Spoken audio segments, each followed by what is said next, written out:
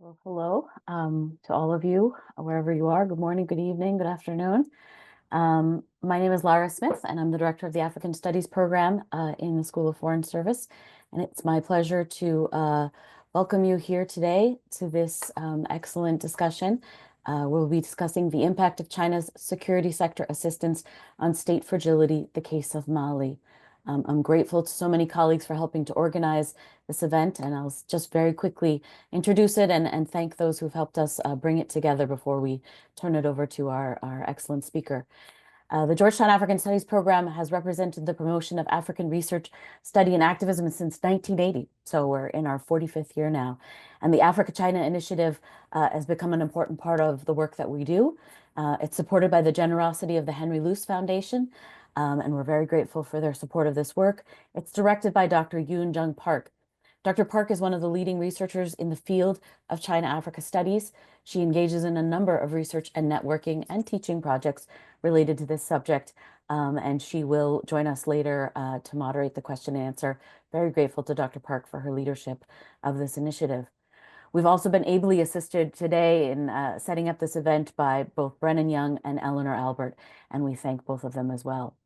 We have several co-sponsors who've joined us in this and other activities. So in addition to the African Studies program at the School of Foreign Service, we're also work in partnership with the Asian Studies program, as well as the Initiative for U.S.-China Dialogue on Global Issues at Georgetown University and the Center for African Studies at Howard University. So really happy to have so many partners across this and neighboring universities. Today's talk is on the, as I said, is entitled The Impact of China's Security Sector Assistance on State Fragility, the Case of Mali. We're going to be hearing on this topic from Dr. Pa Kwesi Wolseley Pra. Dr. Pra has received his PhD from the Department of Government and International Affairs at Lingnan University in Hong Kong under the prestigious Hong Kong PhD Fellowship Scheme. He also earned a master's degree in democratic governance and civil society from the University of Osnabrück in Germany as part of the DAAD Helmut Schmidt Good Governance and Public Policy program, where he focused on peace and conflict studies. Before starting his PhD, Kwesi served as the advocacy and campaign manager at One Life Aid Foundation, a non-governmental organization in Ghana dedicated to assisting the underprivileged through health and education initiatives. His main research interests include China-Africa security relations, U.S.-Africa security relations, terrorism, counterterrorism, and political insecurity in Africa. We're really grateful to have you, Dr. Pra, here and to hear from you. After his talk, we'll have a discussion provided by two other excellent experts who really can speak to these subjects as well, Dr. Lina Ben Abdallah and Dr. Paul Nantulia.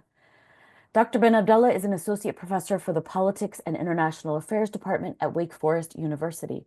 Her book, Shaping the Future of Power, Knowledge Production and Network Building in China-Africa Relations, was published in 2020 by Michigan University Press. She's now working on a new book, which studies current Chinese government-issued discourses and narratives about the New Silk Road being a continuation of Sinocentric 15th century Indian Ocean exchanges. This project investigates the degree to which Chinese foreign policy is successful or not in impacting local elites and citizens' perceptions of China in countries along the New Silk Road projects. Dr. Nantulia is a research associate at the Africa Center, and he researches and prepares written analysis on contemporary African security issues. His areas of expertise include Chinese foreign policy, China-Africa relations, African partnerships with Southeast Asian countries, mediation and peace processes, the Great Lakes, and East and Southern Africa. Mr. Nantulia holds a BA in International Relations from the U.S. International University in Nairobi, Kenya, a graduate certificate in Japanese from the Japan-Africa Interchange Institute in Nairobi, Kenya, and an MS in Defense and Strategic Studies from Missouri State University in Springfield, Missouri. So again, thank you to all of those folks for joining us today for what's sure to be a really fascinating discussion. Thank you to all of you who've joined us online, acknowledging the importance of these topics around the world, but particularly to citizens, governments, and our colleagues within Africa and in China and in the United States as well. I encourage you to post your questions as they occur to you in the question and answer box. And Dr. Park will join us later to moderate a question and answer discussion, and she can pull from those questions. So I now turn it over to Dr. Pra to provide the main talk for us. Okay, thank you very much. I would like to share my screen. A moment, please.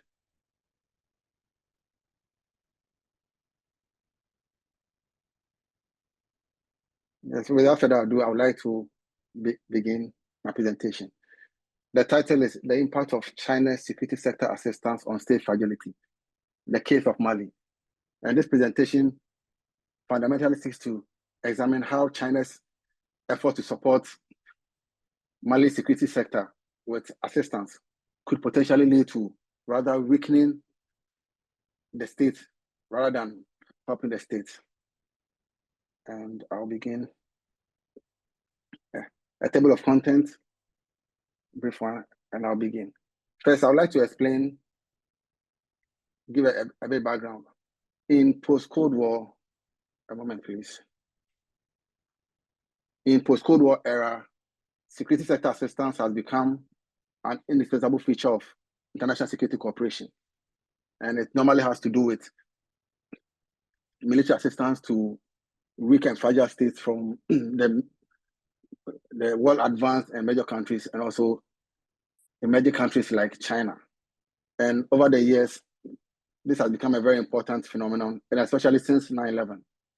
And fundamentally, the objectives of security sector assistance, which I will call SSC, is to establish long-term relations, help to improve the security of the weaker states, and also to help to ensure stability.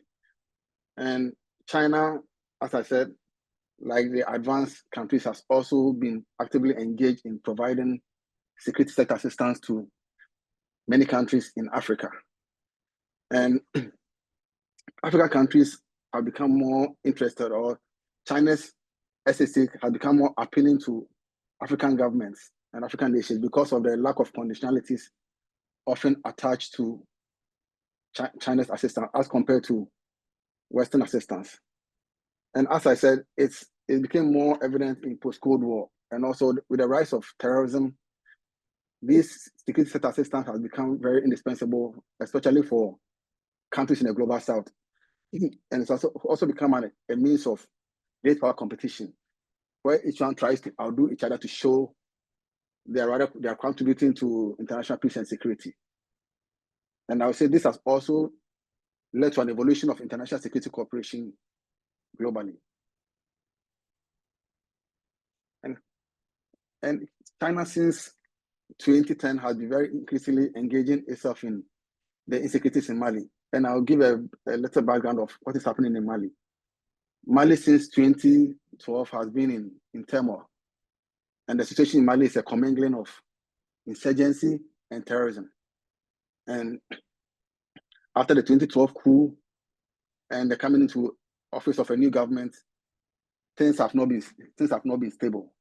And what is more interesting is there were a lot of international response. We can talk of France support Operation 7 in 2013, which transitioned to Operation Barkhane in 2014. We can also talk of MINUSMA and other international support. But however, these supports, I would say, have not really achieved the intended purpose for which they were meant to.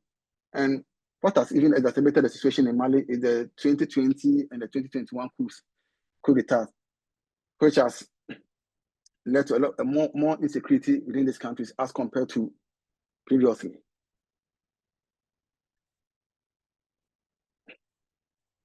I'll briefly talk about China's security sector assistance to Mali. I would say the intention of China is to help Mali to improve the security conditions. And I'll give some brief support. I believe in most cases, security sector assistance often falls within the category of national security. So I'm sure there might be other assistance offered by China which has not been yet captured. So from 2011 to 2013, there were financial support to the military in the tune of 11.4 million in grants. There were also 8 million zero interest loans. There's a reported 100.8 million concession loan to the government to support other sectors, including security. Also in 2013 to 2014, China supported Mali with about 5 million logistics equipment. There are also about 1.6 billion CFA francs military supplies. Also in 2015 to 2021, there was a support of 1.8 billion CFA francs to also support the military capability to fight terrorism and also the insurgency. And also, China has also offered armored vehicles and other logistics. And in last year, April 2023, Mali received military equipment from China in various categories. And also this year in September, there's an agreement signed between the Chinese government and China to support the Malian army in its preparedness to battle the insecurities within the country. Also, China was also heavily involved in MINUSMA. I think China provided about 390 military combat personnel to support the UN force within the country. Also, the Chinese force were also engaged in medical assistance and also constructing infrastructure projects within their jurisdiction. So collectively, we say China has been increasingly engaged. China was or is still increasingly engaged in Mali security. But the question that begs answer is, are these Chinese support based on altruism? I would say no. This is because China has strategic interest in Mali security. And therefore, if Mali is stable, China's security or China's strategic interest in Mali will also be secured. So what are China's security interests in Mali? Fundamentally, Mali does not fall within the top 10 most resource-endowed African countries on the continent. However, Mali is still naturally endowed with resources more than many African countries.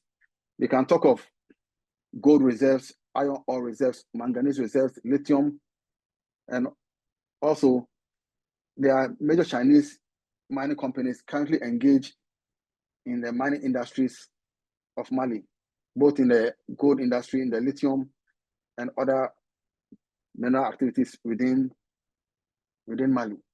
So while in Mali, the general consensus is that countries like Switzerland and Dubai are the major importers of Malian gold. However, from a geospatial mapping I saw, there are hundreds of Chinese small-scale miners in Mali. And therefore, when put collectively, China imports more natural resources from Mali than any country in the world currently. Also, China is also heavily involved in the infrastructure development in Mali in terms of projects. We can talk of the 2015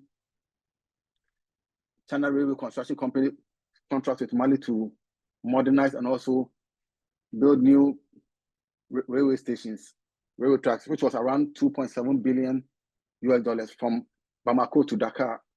Also, we can also talk of the October 2014 China-Mali agreement, which is around $8 billion to construct railway network from Mali to Guinea.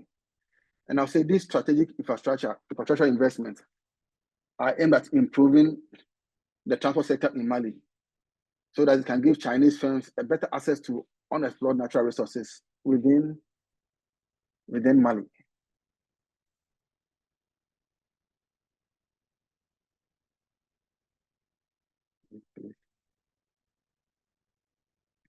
So we have seen that China has strategic interest in Mali in terms of Mali's natural resources, heavy interest in Mali's natural resources. We have also gotten to know that China is also supporting Mali's security sector with equipment and other support. I would say that although China's support to Mali is not too mammoth or too huge, however, it is fledgling and is bound to increase with the passage of time. However, this security sector assistance offered by China could also have a negative effect on Mali's fragility. And I would like to give some situations in which this security sector assistance could have a negative effect on the fragility of Mali or Mali's stability.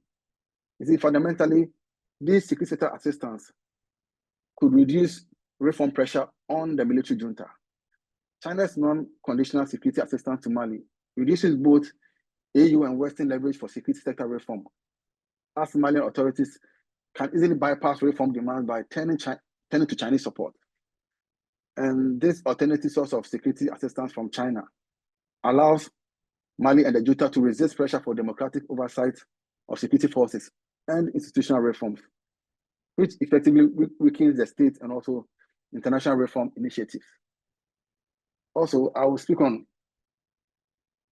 another negative impact this SS can have, such as it weakens accountability mechanisms within the country, which is very detrimental for the stability of Mali. Please, I'd like to know, am I speaking too fast?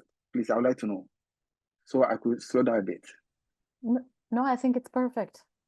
Okay, thank you very much. Yeah. Okay, so as I was saying, this security sector assistance from China also weakens accountability mechanisms within Mali. And this is because China's policy of non-interference and lack of governance conditions in security cooperation with Mali undermines existing accountability mechanisms within Mali's security sector. As authorities can access resources and training without meeting transparency or oversight requirements. And this weakening of accountability further increases China's focus on state stability over institutional checks and balances in Mali. And this enables Mali security forces to operate with reduced security and democratic oversight. So this military assistance, whilst the hope is that it improves Mali's security, can lead to weakened accountability mechanisms for the military and also collectively for the nation. And it also leads to enhanced authoritarian tendencies. And this is because China's security assistance focuses primarily on regime stability and state authority and provides Mali's junta with enhanced capabilities to control opposition and consolidate power without constraints. And this is very problematic. The emphasis on state security over human security in Chinese assistance programs, especially in Mali because of its non-interference policy, reinforces authoritarian governance practices. As the junta can gain tools and training that can be used to strengthen centralized control and suppress dissent. And this can be extremely detrimental to Mali's quest to promote security. And also, this security sector assistance also has some operational impact. For instance, it leads to militarization of responses. And this is because China's assistance to Mali heavily emphasizes hardware transfers, leading to an over-reliance on force-based approaches to security challenges. When these military juntas are well-armed or well-equipped with security challenges, they respond to these militarization responses, marginalizes non-military solutions and civilian crisis management approaches. The junta will always be in the position to use force rather than trying to bring civilians on board to solve the challenges. And this increases the Malian authorities' favor to respond to security challenges using force to address social, political, and security issues within the country. And this could be highly problematic. And also, another impact is that it also leads to human rights abuses. And this is because the lack of human rights emphasis in China's security sector assistance to Mali could enable the junta to abuse the citizens as they operate with reduced attention to human rights standards and face fewer consequences for violations. This security sector assistance tend to improve the junta's military capabilities to quench dissent, and also when they engage in human rights abuses, China is naturally not in a position to to question the junta based on its non-interference policy. And also, the security sector assistance also has another negative impact of limiting civilian control. And China's security sector assistance focuses primarily on strengthening military capabilities and state authority without corresponding support for civilian oversight mechanisms or democratic control of security forces. And this military-centric approach weakens civilian control over security institutions within the country, as it enhances the autonomous power of security forces, while failing to strengthen civilian institutions' capability to monitor and direct security operations.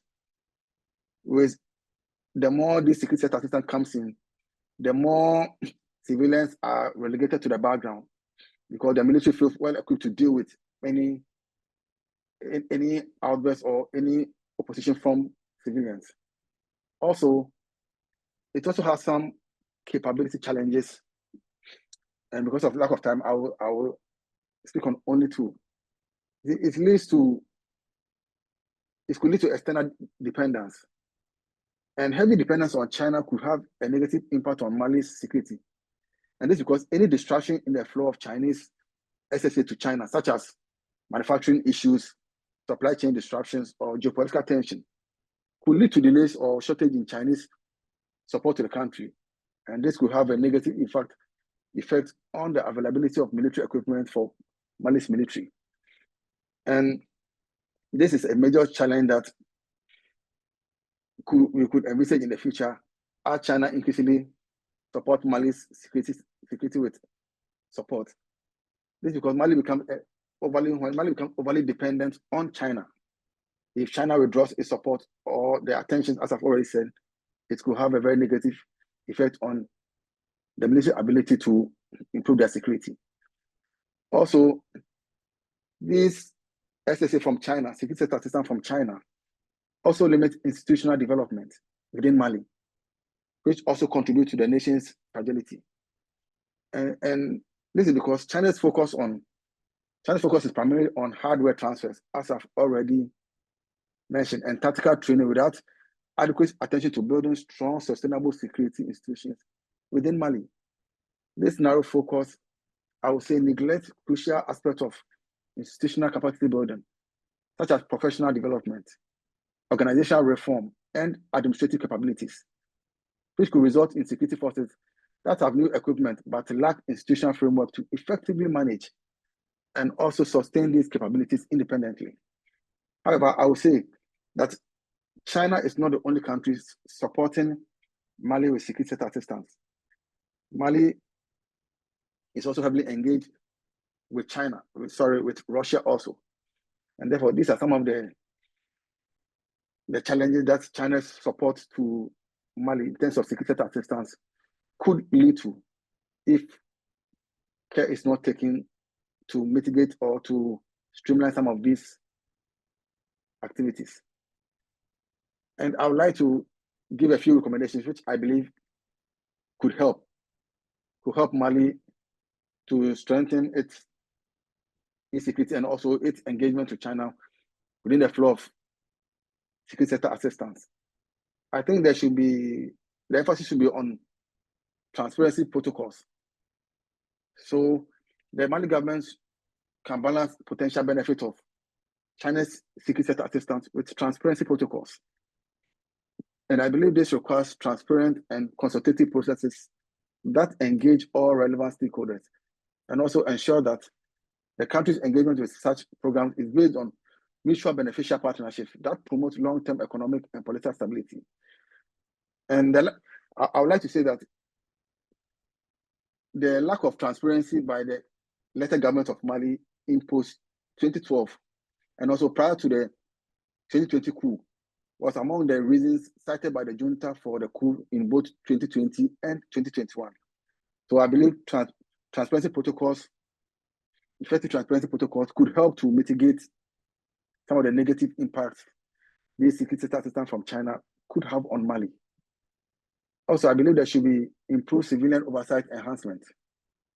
I believe the Mali government should also engage with civil society organizations and stakeholders to ensure transparency and accountability in its engagement with China's SSA programs. This includes establishing mechanisms for regular monitoring and evaluation of the impact of such assistance and providing regular updates to the public on the public. And I believe this will also go a long way to help to improve Mali's stability. And I believe this will promote public trust and legitimacy in the government decision-making process, and also help mitigate the risk of economic dependence on China's SSA.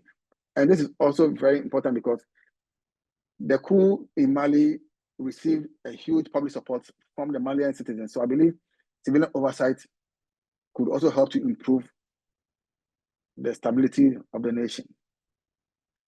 And also, there should be improved security partnership diversification. And this has to do with Mali should increase security engagement with multiple donors.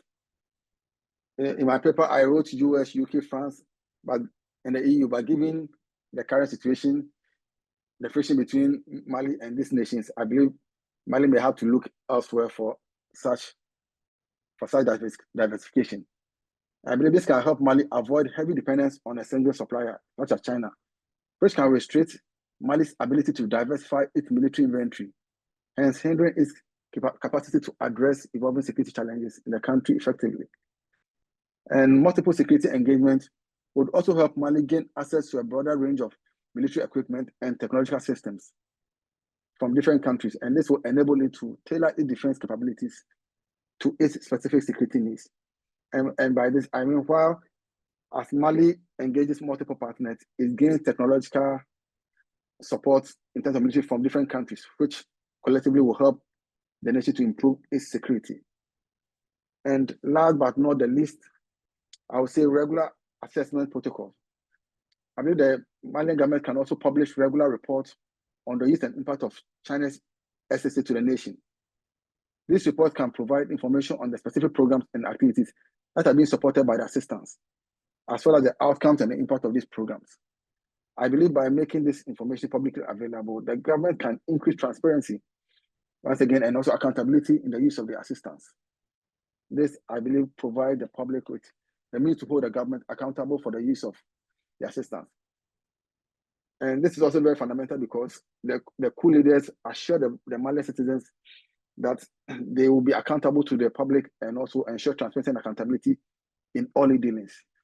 And therefore, I believe these recommendations can go a long way to help improve Mali's security based on China's security assistance to the nation.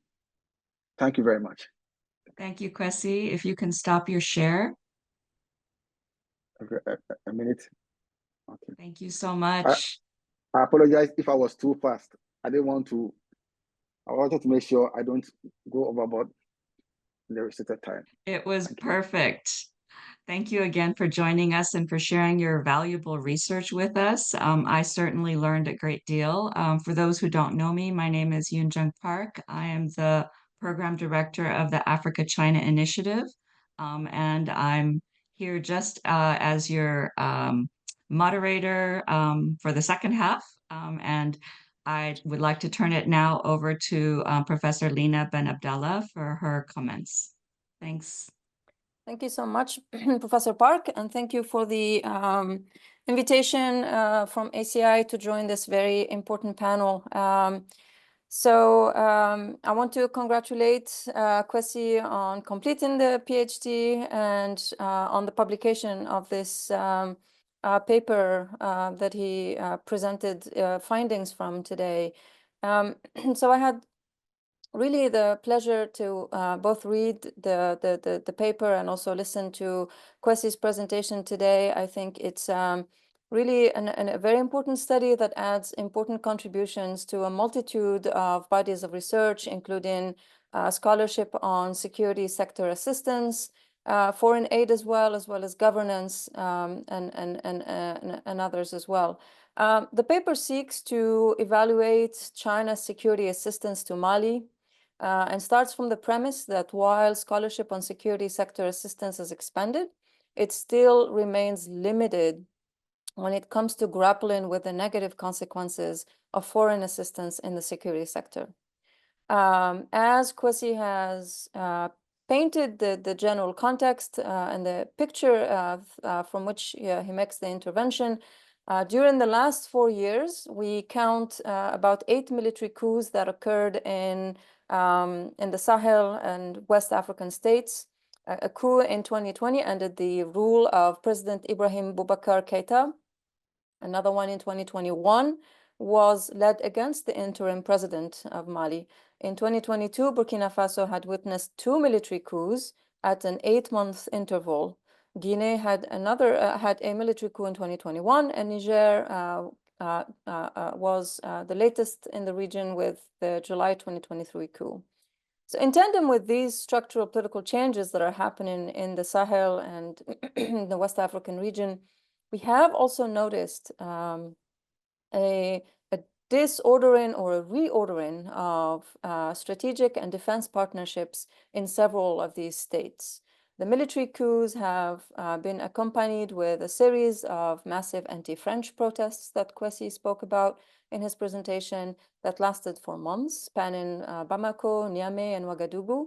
In Mali, the anti-French protests were followed by government orders for French troops to leave the country. Even more, in June of 2023, the United Nations Multidimensional Integrated Stabilization Mission in Mali, known as MINUSMA, was dissolved. And the country started charting a new path for closer military and defense connections to Russia and other partners. Similar growing distrust of French forces is also giving way to stronger Russian presence in other areas across the Sahel. And Turkey and Iran as well are partners or actors that are taking advantage of the retreat of French influence to expand their own security ties in the region. And so all of these very important contextual and structural changes that are happening or have happened in the Sahel and in the broader region really gesture to this kind of increasing geopolitical rivalry that is going on, which actually I think makes study in Mali a very unique case and very important case that exemplifies just how quickly and how drastically these security partnerships can shift. So just a few years ago, MINUSMA, the European Union training mission in Mali known as EUTM, and France were really the prominent actors in the security sector. Today, that landscape looks extremely different. It's very different because of all the changes. EUTM mission, which was launched in 2013, ended 11 years later, so in spring of 2024. As I mentioned, the UN mission was also discontinued and French troops withdrew, so leaving extremely changing and volatile and fluid the security situation on the ground. Additionally, as Kwesi also mentioned, there are close interlinks between critical mineral resources and strategic security interests, and several of the Sahel states really become important focus areas of these. Obviously, Kwesi mentioned Chinese investments in critical infrastructure and expanding influence in the critical mineral sector across in the global region by mixing development with security programs offers also a very important and unique opportunity to study this kind of security sector partnership and involvement that is a little bit different or maybe a lot different from traditional framings of security engagement.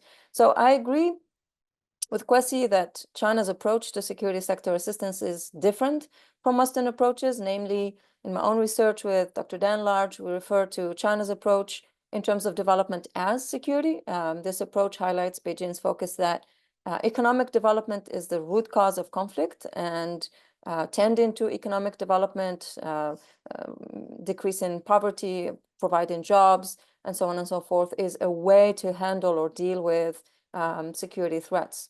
However, I perhaps want to push back a little bit on the sense that the need to kind of answer or argue that China's interests in Mali have to be viewed from either an either-or lens, whether it's a purely defense security or an economic interest. I think there is definitely, and from the paper, right, one can read in the paper an argument that suggests that China is actually motivated both by business economic interests, but also by other strategic and security interests. And so it doesn't necessarily have to be kind of really thinking about China only from this perspective of economic player motivated by critical minerals, but it could also be viewed as more or less a growing kind of partnership that is expanding to other areas as well.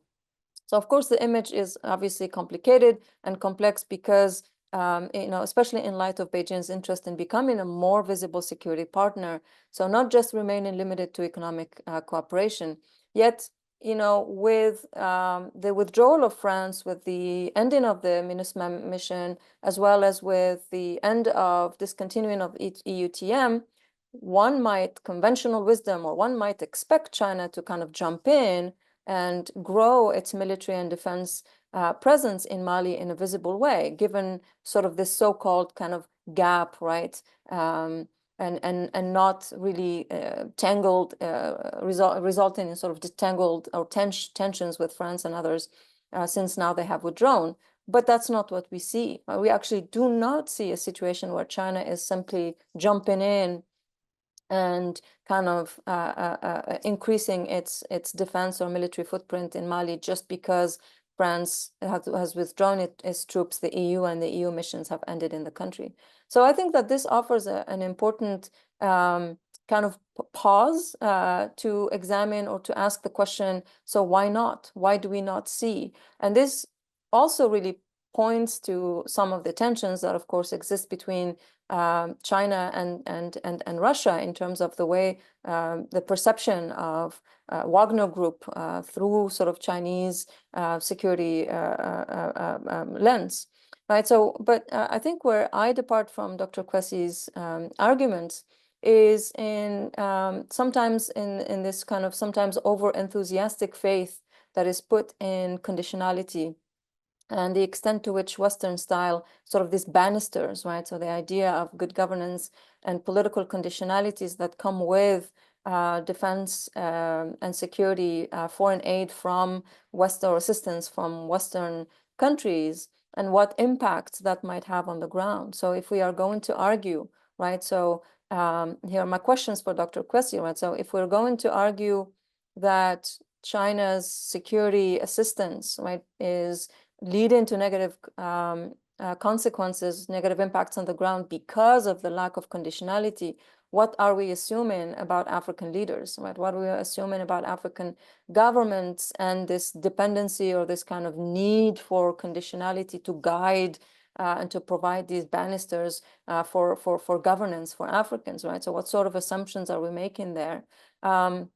Moreover, do we have evidence that proves that security sector assistance from the EU, for instance, and Western partners actually leads to more kind of respect of human rights? Does it lead to more security? Has it achieved any of these goals over the last 11, 12 years that we have seen in Mali, this dominance of Western style security assistance in the country?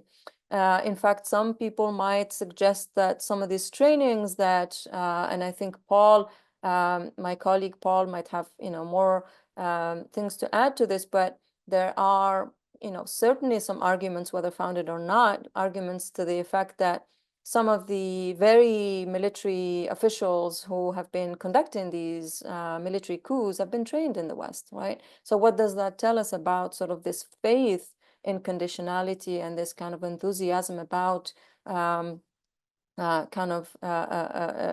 thinking that Western kind of style political conditionality and good governance conditionality actually leads to different practices on the ground. And I think that this is a kind of really an interesting question that contrasts with sort of the perspectives of Malians. And the paper gets into this a little bit, but I want to ask Dr. Kwasi to kind of expand a bit on the perspective of Malians, right? And not the perspectives of Malians on just kind of these campaigns, anti-French sentiment campaigns, which we have seen circulate in the media, especially with the France Dégage movement and all of these other protest movements. But what can you tell us about sort of perspectives of Malians on the shift in security partnerships in Mali? And we have seen perhaps 3, 4, 5 years ago, a little bit more of a positive enthusiasm about Russia. Where is that at today? Especially with reports of Wagner groups engaged in all kinds of human rights abuses and situations that are not necessarily, sort of positively regarded by Malians. So what does that tell us about perspectives from Malians on these shift in security partnerships? And with that, I turn it over to my colleague, Paul.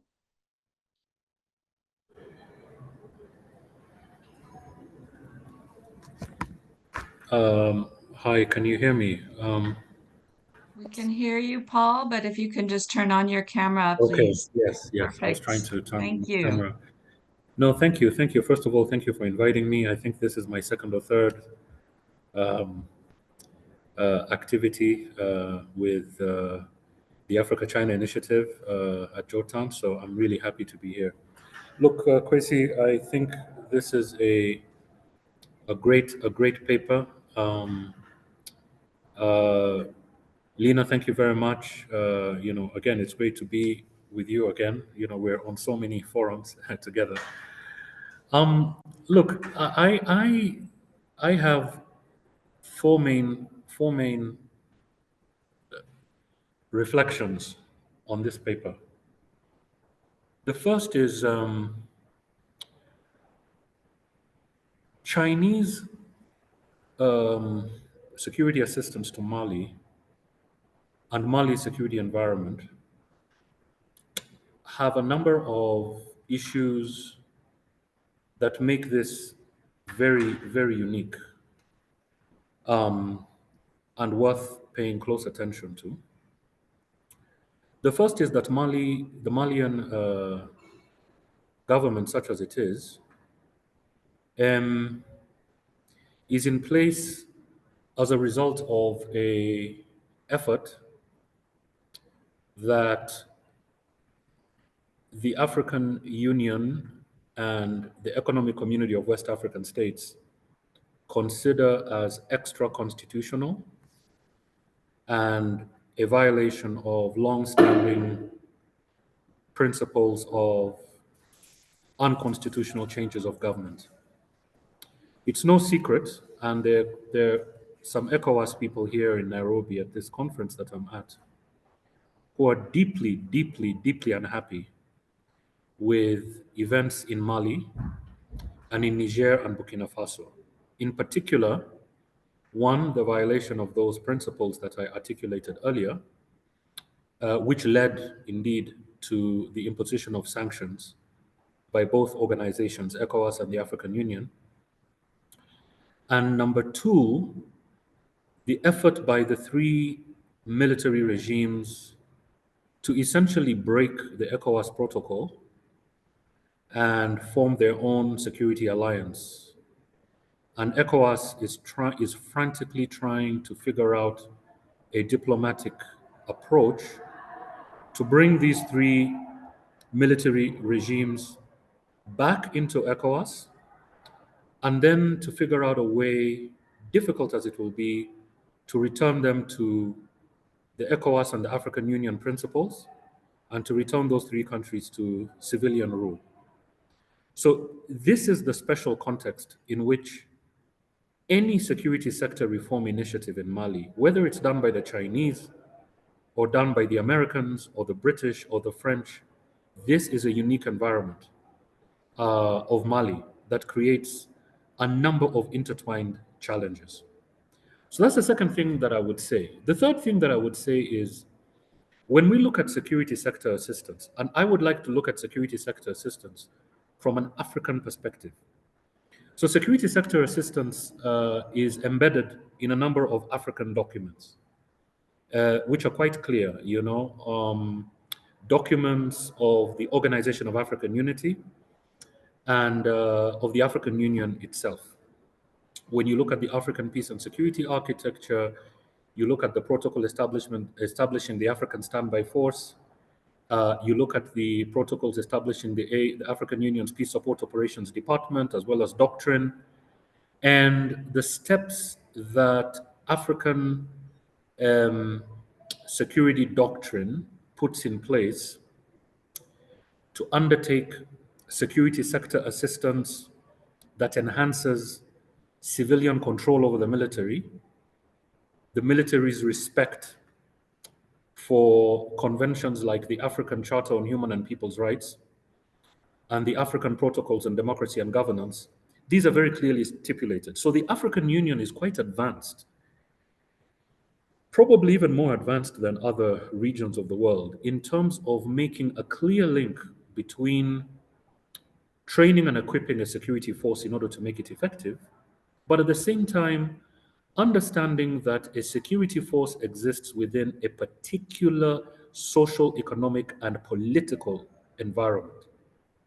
So in other words, a force that is militarily effective, that can combat and defeat, military threats, that can defeat insurgents, right? We've seen many militaries that, from a purely military perspective, they've got that effectiveness, right? To do these things that we all understand a military should do, but at the same time, functioning or nested within an authoritarian environment, an environment where, for instance, you don't have elections, an environment where, essentially you might have either a de facto or a de jure one-party state that is in charge, that is in control, and which is, which is essentially existing in a highly repressive and oppressive environment. We've seen examples of this up and down the African continent, and we all know the African experience with military government. It has not been a happy one. In fact, today the ECOWAS representatives here from West Africa were really talking about West Africa's experience with military coups. All these countries, Nigeria, Ghana, Guinea, it's really been a very unhappy experience. Therefore, the African Union, unsurprisingly, and ECOWAS have been deeply involved in identifying or articulating an African framework for security sector reform, which has certain ingredients. One, an apolitical military. Two, a military that is not controlled by a ruling party or by a regime, but which serves the population, which serves the constitution, which actually enables and even creates an environment where human rights can be respected, and where democratic values can be respected, and where democratic governance can be enhanced. Right? So that would be the third point. My fourth point would be, given those sets of issues, and I'm looking at it from an African perspective, and I'm being very deliberate in that, looking at it from an African perspective, recognizing that the African continent has established an architecture of security sector reform that is anchored in a vision of democratic governance that is itself rooted in African constitutional jurisprudence and African concepts of democracy and governance. Taken together, a security sector approach that doesn't connect with all these different elements that we're talking about, because security sector reform is certainly much more than simply train, equip, and entrench, right? When those other foundational elements are absent, the African Charter on Human and People's Rights, the African principles of unconstitutional changes of government, the African Convention on Democracy and Human Rights, then stability that arises out of that, the stability that arises out of a train, equip, and entrench mission that is not anchored in those African concepts that we're talking about, can bring about short-term stability, but ultimately it could lay the seeds for longer-term conflict and crisis, right? So therein lies my question, which is, How do we work on this issue in a way that recognizes those elements? Like, for instance, the African Union does have capacity. The African Union does have an experience. The African Union has done SSR. We've seen this in Burundi, right? We've seen it in many, many different post-conflict environments, right? Where you have African Union taking on some of these responsibilities. I mean, the South African military has been involved in working in a number of post-conflict environments. The Tanzanians have done it, the Nigerians have done it, the Ghanaians have done it. So my question then would be, in an environment where there is, frankly, tension between China and the African Union and ECOWAS over this issue, I was in Beijing around the FOCAC, and there was a bit of unhappiness by some African embassies, which felt very uneasy with the fact that Mali, Burkina, Niger, and Sudan, which are all suspended because of their coup situations, were invited to the FOCAC summit and were essentially received and treated at the same level as the other heads of state. And this was not voiced openly, but there were murmurs under the surface that, strengthening these men who have seized power through military means might be sending the wrong message, and it may undermine future ECOWAS and AU efforts to return those countries to democratic rule. What an African diplomat would say when asked about security sector reform in Mali, an African diplomat would basically say, certainly an African diplomat at the African Union would basically say, let's first return Mali to democratic rule. Let's figure out a process by which the root causes of the conflict in Mali can be addressed. Let's figure out a process in which the different components of Malian society, the civil society, the different civic groups and so on, come together in creating some kind of political and social compact that then anchors and prepares the country to engage in security sector reform. That would be the approach that the African Union would push. And indeed, the African Union has done exactly what I've just described in a number of African countries. So I think for me, my questions would really come from that particular perspective, which is how best to persuade and engage with the Chinese government so that Chinese efforts are aligned with these African Union requirements and protocols on security sector reform. That would be my question. I know that it's a very, very difficult question, but I think it's a question that we need to grapple with. We need to grapple with that question because security sector reform, as I mentioned, is more, and I think this paper articulates that it's more than train, equip, and entrench. And I think the UK and the US and France and Belgium have burnt their fingers on this particular issue because we've seen many cases where you've had these countries that have provided security sector training to a number of African countries, and I think Lena mentioned this earlier. And when these forces that have gone through this SSR pass out, they're looking very smart in their uniforms. They've got the latest equipment. It's an 18-month program, and it's like, this is a new unit that has been trained for this particular country. Within a space of 2 months, elements of this unit are implicated in rapes, in violence, in human rights violations, and so on. And we ask ourselves the question, why does that happen? It happens because those forces were trained essentially outside a larger framework of the sorts of things that I described earlier that the African Union would consider as important requirements for security sector reform. So I think I'll stop here. I hope I haven't upturned the apple cart, but I think this is extremely important, that how do we conduct security sector reform in a situation in Mali where we have a government that is essentially in power after overturning constitutional rule. This, I'm talking like an African diplomat? These are the sorts of questions that the African Union is grappling with at the moment.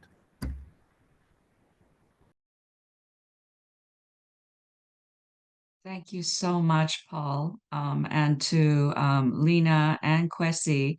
I think this is by far the most nuanced discussion of these sorts of issues and raise all sorts of really fascinating questions.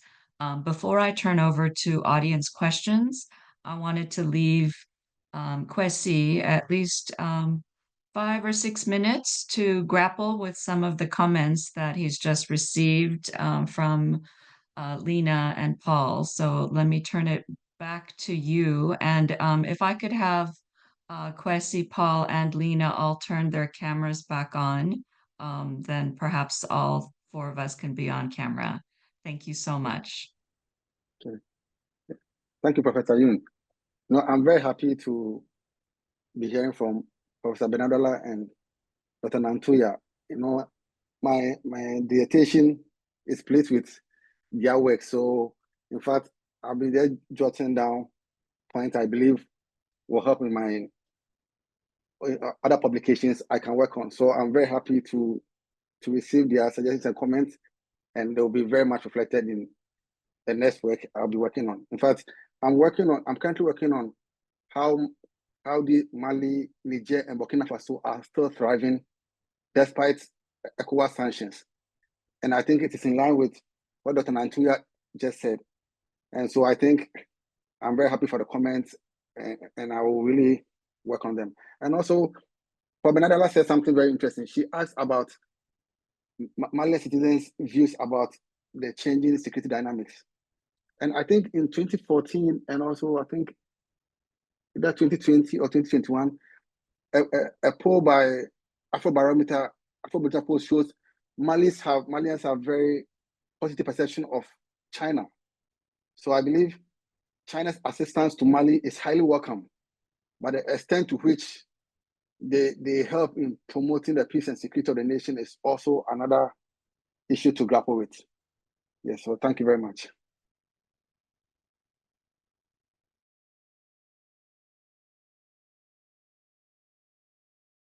Okay, I think so far we only have a couple questions, and please, for our audience, please feel free to ask more. The first comes from Linda Uzomaka Christopher in Nigeria, who is a graduate student of Global Human Development. She asks, I would like to know the difference between the US-Africa relationship and the China-Africa relationship. Given recent trends, it appears that both tend to reinforce severe dependence of African countries on high-income countries. How then can Africa gain political and economic independence? What is Africa doing to gain absolute or all-round sovereignty? A very large question indeed. And let me just go ahead and articulate the second. And if we can go around with the full panel to see if you can respond. And perhaps Lena and Paul can maybe re-articulate some specific questions they had for Kwesi. So the second question from an anonymous attendee, would you say that we are in an era where African countries can freely choose their partners regardless of the political regime in place? And then another just came through from Jevons, who many of us already know, by Beijing supporting the junta in Mali and other African countries that have been hit by coups. Doesn't that then undermine their return to democratic rule or embolden the military rulers? So with those, let me turn it back to the panel and let them respond. Kwesi, we'll go ahead and start with you and go in the order that we took earlier. Thank you, Professor. I think I missed some of the questions, but one question was the difference between China, Africa, and US Africa relations, if I got that.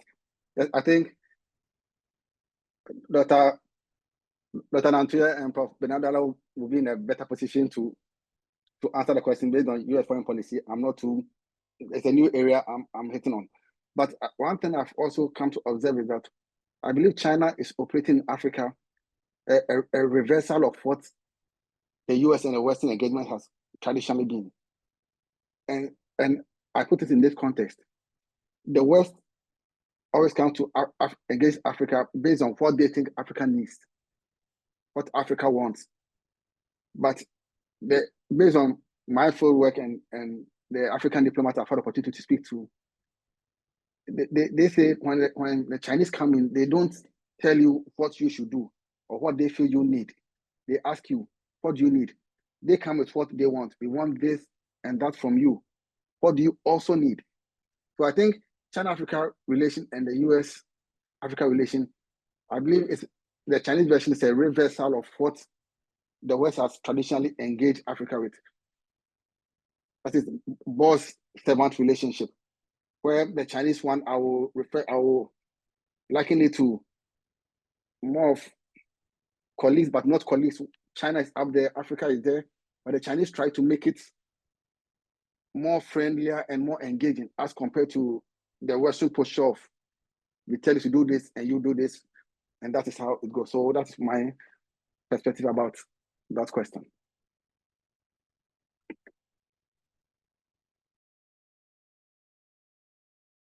If I can reiterate, from my understanding, that first question had to do with African sovereignty, and if there's anything that African countries can do to ensure their sovereignty and independence from these larger economic powers.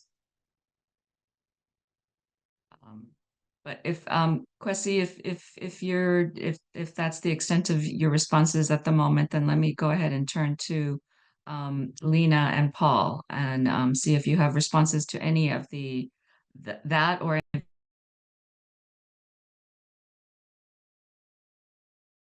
Yeah, certainly. I can take a first crack and then see what Paul wants to add to the answers. So yeah, I think Jevons always asks the hard questions, right? They are always tough questions, but they're also important questions. And so this kind of paradox that he's describing, right? So where, Paul also mentioned it earlier with Beijing inviting sort of these leaders to China for FOCAC or supporting them in different ways.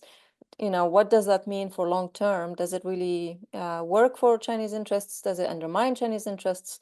What does it do to the kind of the broader stability in the region as well? And then these are really good questions. The kind of the reality with which we have been working over the last several decades of studying kind of really China's engagement in domestic affairs in Africa is that typically, and this is something Kwesi rightly alludes to in his paper, the Chinese government really works on a sort of a government-to-government basis, right? Relations remain really state-centered, right? So they're at this kind of official level, right? So whether it's at FOCAC or at the official kind of diplomatic level, there is a limitation basically to the way Chinese foreign policy operates in the African continent or elsewhere as well, in that it really does limit itself to working with the government, whichever government is, at the head of government, right? So in Mali in particular, there were lots of cases where there were kind of criticisms leveled at Chinese officials suggesting that there's a very kind of superficial level of engagement, that Chinese diplomatic mission in Mali didn't really have the political capital or the network that allowed it to engage several factions that were not part of the ruling government. And these limitations we have also seen in Sudan, we have seen in other places as well, where the kind of official diplomatic connections are typically state to state or government to government. So that's certainly a limitation that presents a challenge, right, for Chinese diplomatic and foreign policy in Africa and elsewhere. I think I wanted to possibly just kind of comment really quickly on this question of sovereignty, which Yoon, you kind of distilled the same focus from the question asked in the chat than I did, and especially in light of this kind of U.S. Africa, China Africa kind of rivalry, and we've seen a bit sadly over the last several months, sort of the proliferation of these Africa +1 summits, where you have, African leaders kind of, parade in from one country to another to attend these multilateral summits, where one country kind of organizes a summit, one country and the whole continent. In fact, on the way to Beijing to attend the 9th edition of FOCAC, several African leaders stopped in Bali for an Indonesia-Africa summit. And those, there's been one that, Italy hosted for Africans, Russia hosted for Africans. There's a proliferation as well, one with the Biden administration several years ago. So there is this kind of idea of put in the entire kind of continent with all of that and on one side of the balance, and then one country on the other side. And so it's really interesting to think about these just strategic geopolitical kind of rivalries from that perspective, and thinking about sort of where do we see Africa fit into everybody else's summit. And it's really interesting there too, because as we have seen for FOCAC, for instance, the Angolan president was not there, right? He did not attend FOCAC, and President Biden was supposed to visit Angola. So in many ways, kind of your reading of that situation, Angolan president doesn't go to FOCAC. He's supposed to be hosting President Biden, and then Biden keeps postponing this trip, right? When is this Biden trip to Africa? It just really kind of really poses these questions, and thinking about that sort of sovereignty.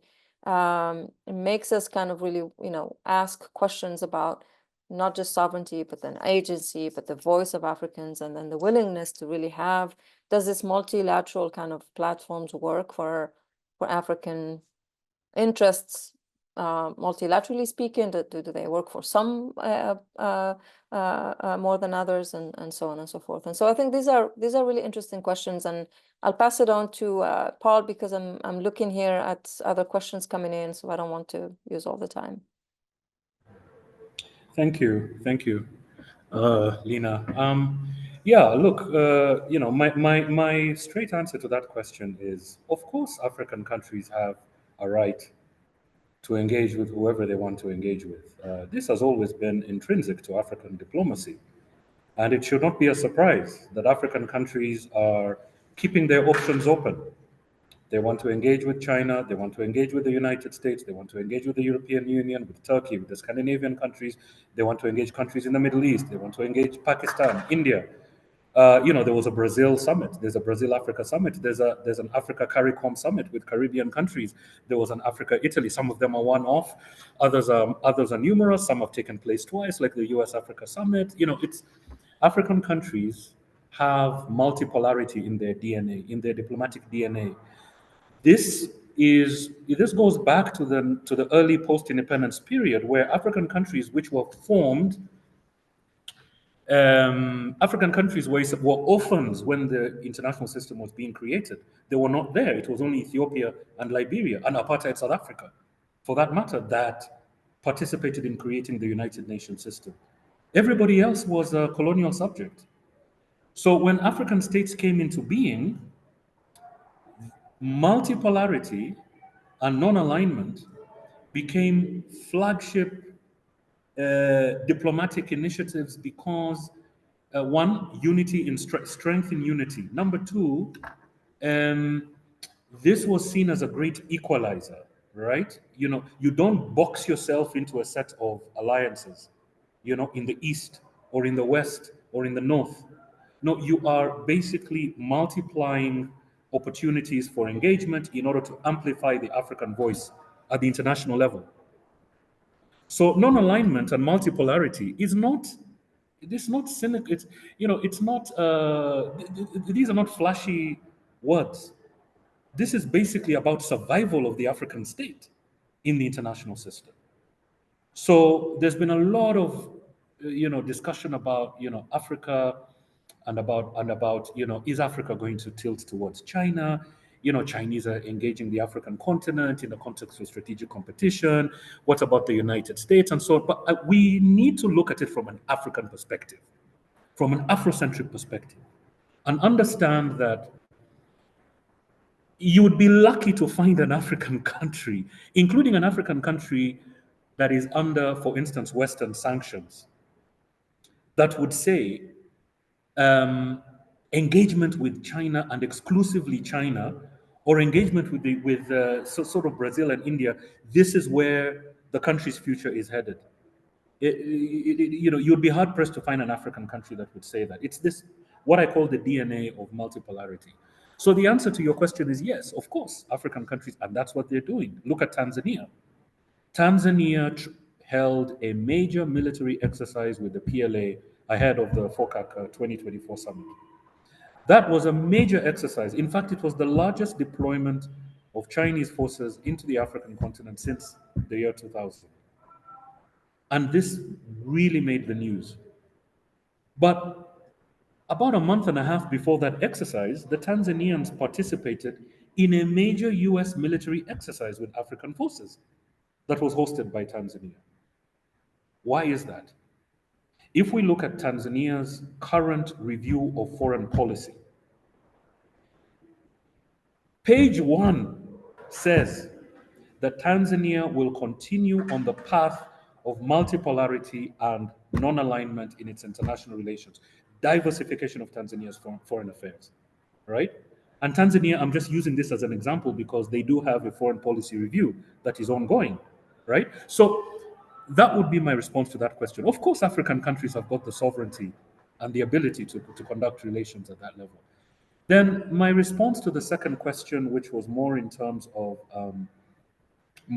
China and really down to the question of Mali, I would say that yes, there's a need for a strategic China-Africa dialogue over what to do with security sector reform in Mali, right? Partnerships with external partners does not mean that everything is nice and rosy. There are issues over which African countries are going to have disagreements with the People's Republic of China. There are issues around which the People's Republic of China will be unhappy with its African partners. This is normal in diplomatic practice. What matters is the mechanisms that you're going to have in place to make sure that, for instance, the African side and the Chinese side are doing things in a way that enhances African ownership and African engagement and which respects those African principles of security sector reform. Because the Chinese would recognize that having engaged with Africa for a very long time, the Chinese would recognize that African approaches to security sector governance are as old as the modern African state. They were identified at the founding of the Organization of African Unity. So that's what I would say. And, we look at it from a multipolarity perspective as opposed to binaries, good, bad, evil, not evil. The China-Africa relationship is really much more than that.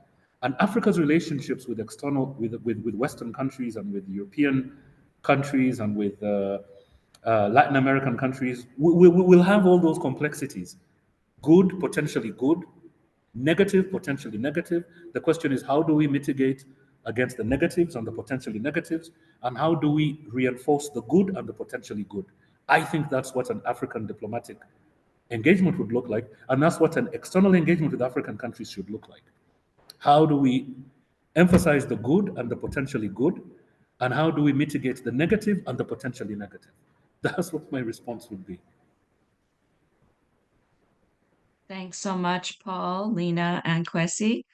We have 3 more questions and about 15 minutes left. So if each of you can be brief as we go through.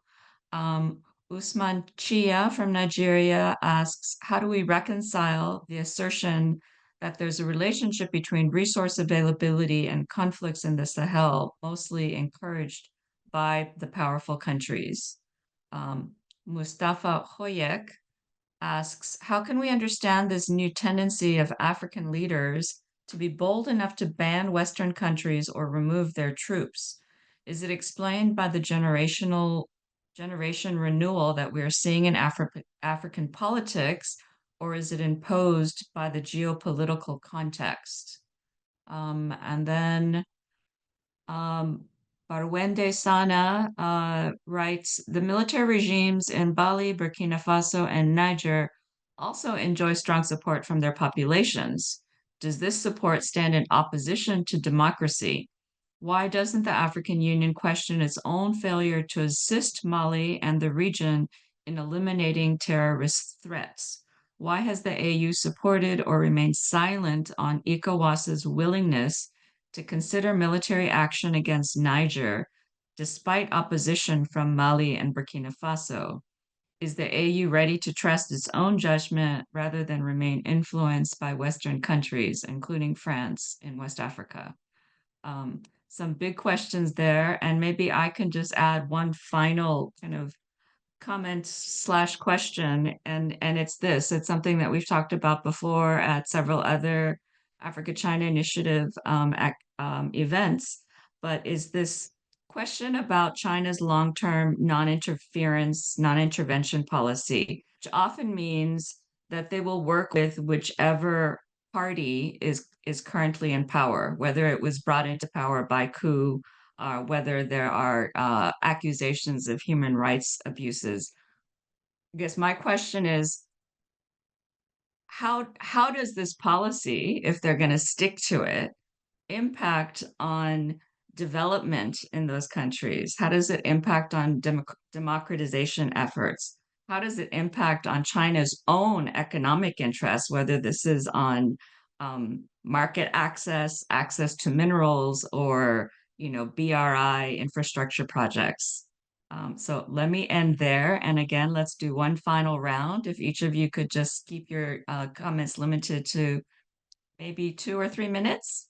Thank you. So, Professor, do I go first? Yes, my line was breaking. So I only heard one.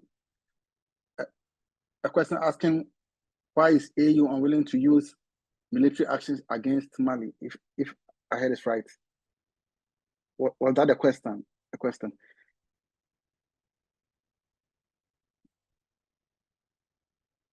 Professor, please, can you hear me? Yes, I can hear you. Now, the question was, if the populations of Mali, Burkina Faso, and Niger are supporting their current military regimes, why is the EU remaining silent about ECOWAS's willingness to consider military action against Niger? Why is the AU continuing to be influenced by Western countries? Okay, thank you very much. AU as a body is also, just like African countries, it's also dependent on Western support for its engagement, even though African countries contribute. So I don't believe AU is in a position to dictate too much on what happens in Mali. Mali has a very strong military background. And I'll give you an example. Mali has been engaged in counter-terrorism operations in the Lake Chad Basin. They've also been very instrumental in African peacekeeping missions. So they are well robust. And I also believe Mali's current engagement or alliance with Burkina Faso and Niger gives it a very strong position, so that any country that decides to attack Mali will also have to face Burkina Faso and Niger. And I don't think ECOWAS is in a position to engage all these 3 countries in combat. I think it will defeat the purpose for which they are trying to achieve. They want to achieve peace and stability. So attacking Mali, I think it will defeat the purpose for which ECOWAS is trying to engage these countries. I don't think that is in the right position for them to engage Mali in combat. I don't know if I heard the question right.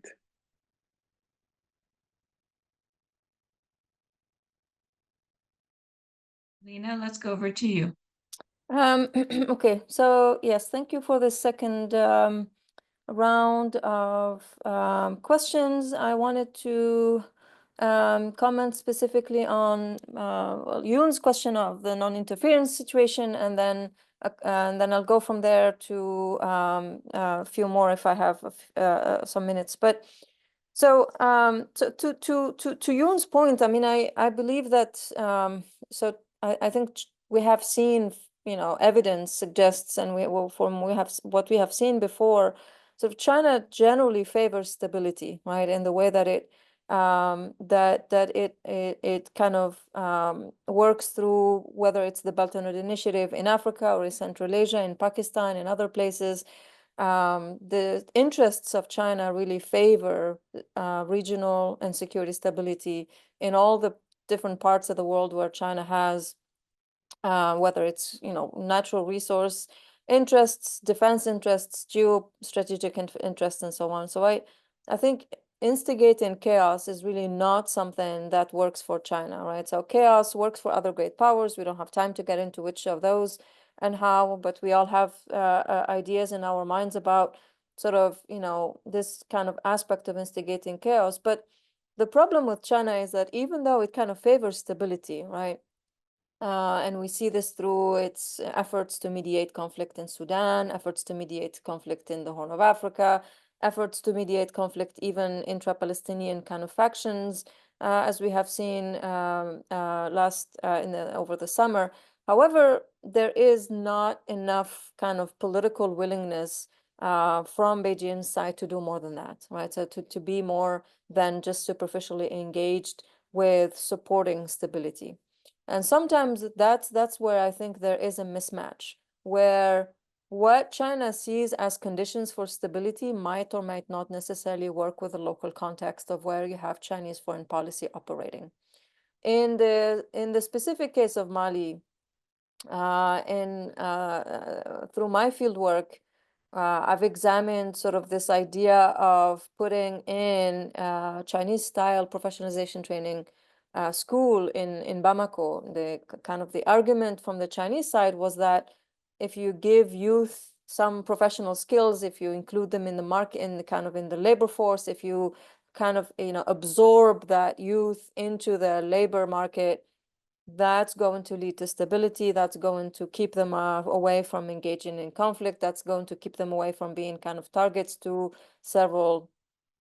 That program, that project, which was $100 million kind of shiny school that was built in the outskirts of Bamako, just really didn't take off. It stayed as a completely empty, ready and prepared and finished, but empty project building for several years. But that speaks to the mismatch, because what local thinking and perceptions and perspectives on what stability is and where it comes from just did not match with what China thought it knew about political stability from the Chinese domestic experience. There's a lot of mismatch that happens here. So I think at the end of the day, I think it's important to really take kind of a more African perspective, kind of state and kind of local and homegrown perspectives on what is needed in terms of how is stability viewed, what's really needed from the different partners, whether it's China, India, Turkey, Brazil, or others. And I think that that's an important perspective to kind of really put kind of front and center. I don't think I have time to expand on other answers, but if I may just leave a few comments in the chat to give Paul a chance to have some answers as well. Thanks, Lena. Thank you.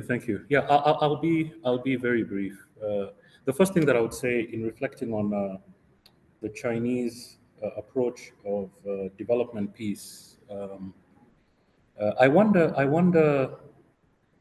There's been a lot of discussion about this in the Chinese in Chinese scholarship. And when I was in Beijing, I really tried to drill down on this with the official side of the Chinese equation. And I was rather surprised of the pessimism of this concept of developmental peace in terms of, China is in a very strong position in the sense that, like for instance, through things like Belt and Road and so on, China is able to bring resources to bear that may, if properly timed and executed, could provide a peace dividend in a situation where a ceasefire has been reached, whereby now protagonists and their supporters now have access to economic opportunities that might increase their livelihood.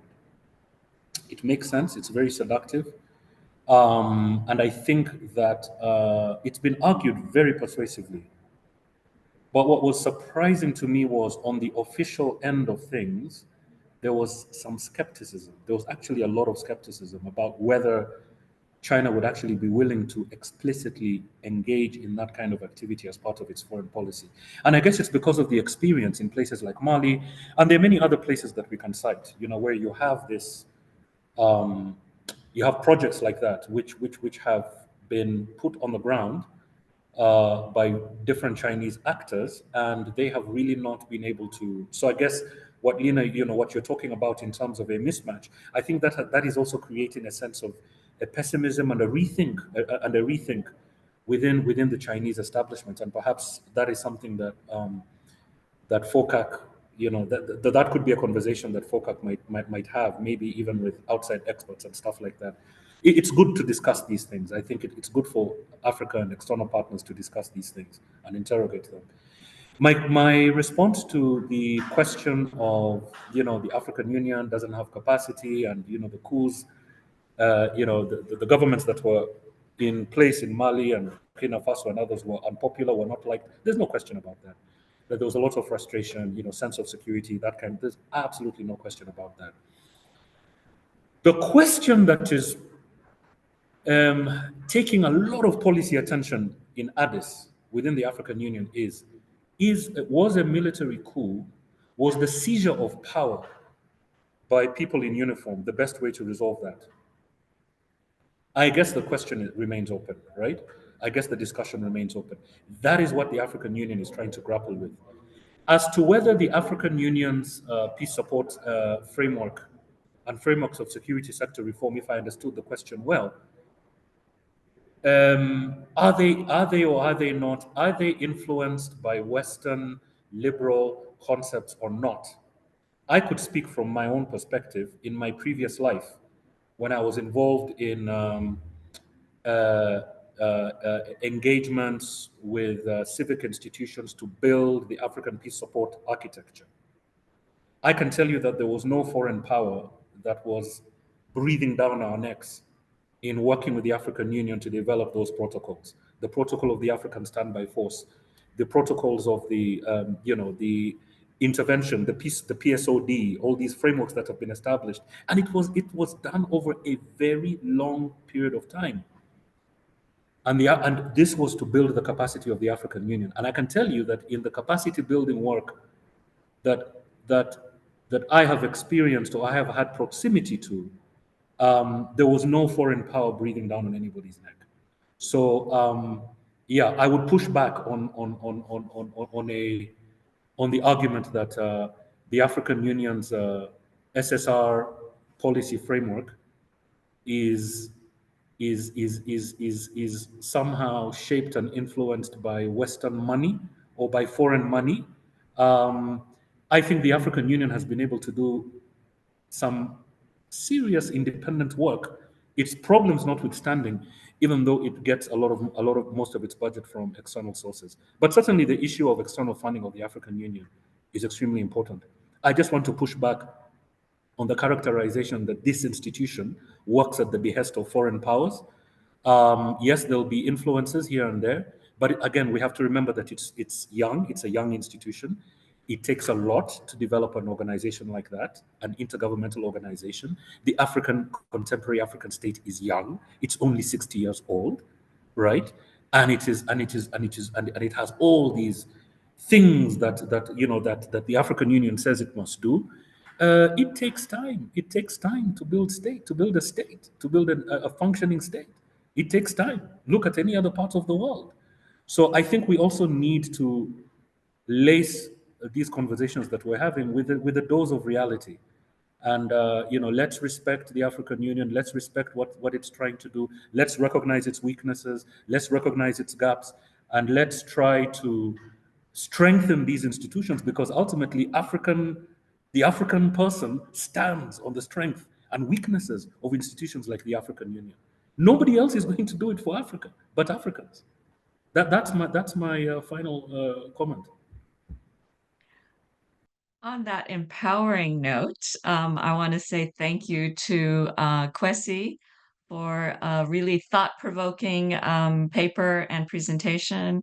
I want to thank both Lina Ben Abdallah and Paul Nantuya for sharing their expertise, which came out thoroughly in the comments.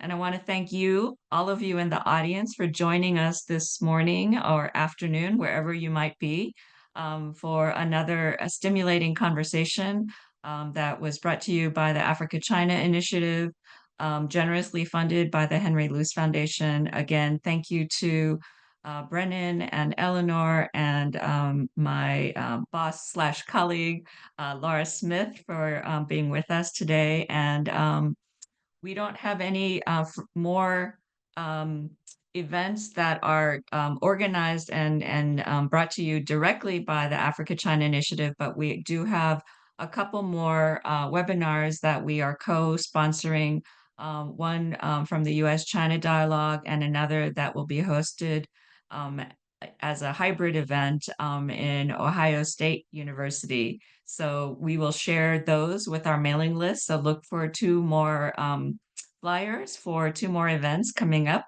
to close out our fall term. Thank you again, everyone, for being here.